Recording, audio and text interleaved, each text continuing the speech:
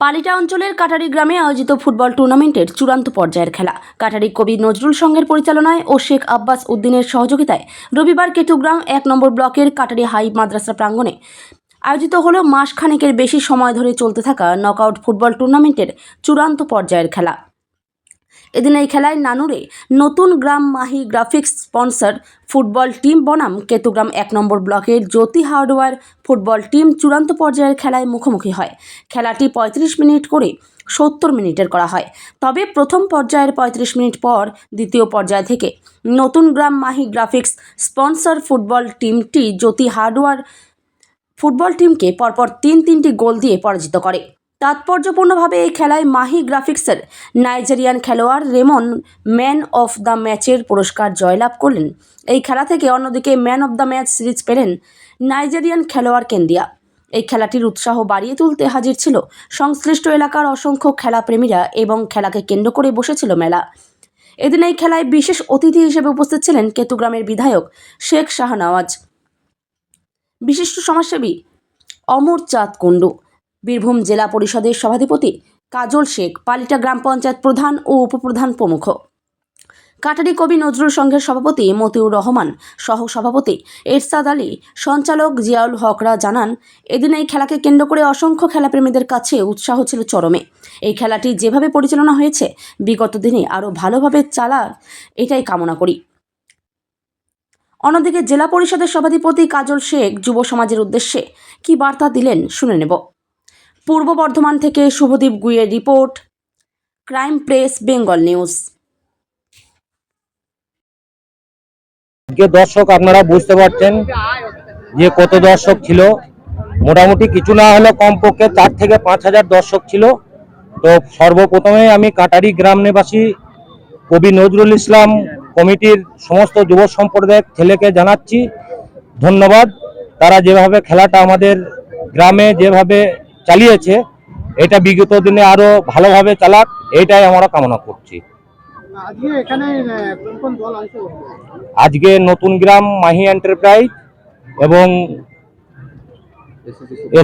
ACC জ্যোতি হার্ডওয়্যার্স দুটো team ছিল। ৩-১ গোলে মাহি এন্টারপ্রাইজ জিতেছে। ৩৫ মিনিট করে টোটাল, হাফ টাইম পর টোটাল ৩৫ মিনিট করে খেলা হয়েছিল। হাফ টাইম পর গোলটা হয়েছে, মাহি এন্টারপ্রাইজ ৩ গোলে জিতেছে। পুরস্কার বলতে বড় টপি ছিল, ফার্স্ট প্রাইজ ৩০,০০০ টাকা, এইটাই।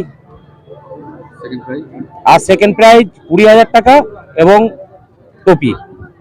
আর এদিন এই খেলা শেষেই কিন্তু দেখা গেল অন্য এক চমক এবং মুখোশ নৃত্যের মধ্য দিয়ে নাচ দেখা গেল এই মাঠের মধ্যে।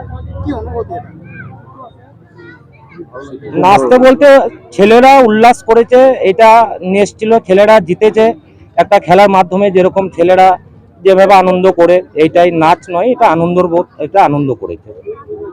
এই যে জেলা পরিষদের সভাধিপতি বর্তমান যে এই মঞ্চ থেকে আজকে যুব সমাজকে মাঠে নামার বার্তা দিয়ে গেলেন, এটা কিভাবে দেখছেন?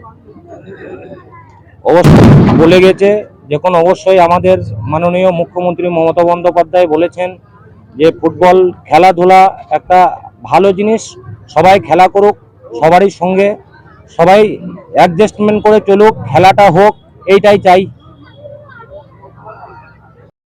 দেখুন, যেটাকে বলে কাটাকি টক্কর, দুই দলের মধ্যে চূড়ান্ত পর্যায়ে খেলা হয়েছে। এখানে কয়েক হাজার দর্শক এখানে উপস্থিত ছিল, বিশেষ করে ইয়াং জেনারেশন।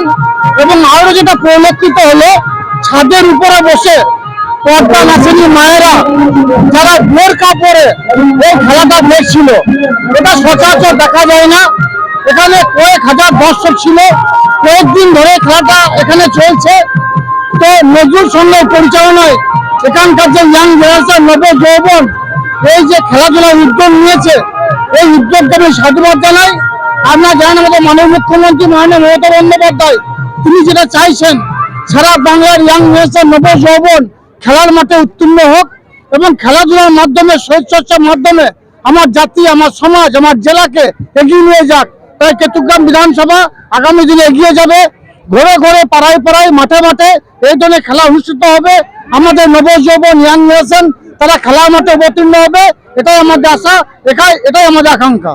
বর্তমান যুব সমাজকে কি বার্তা দেবেন এখান থেকে? বর্তমান যুব সমাজকে এটাই বলবো, খেলার মাঠে অবতীর্ণ হয়ে শরীরচর্চার মাধ্যমে শারীরিক সক্ষমতা অধিকারী হয়ে আমার পূর্ব বর্ধমান জেলা তথা বাংলা তথা ভারতবর্ষ তথা সারা বিশ্বকে এগিয়ে নিয়ে চলো।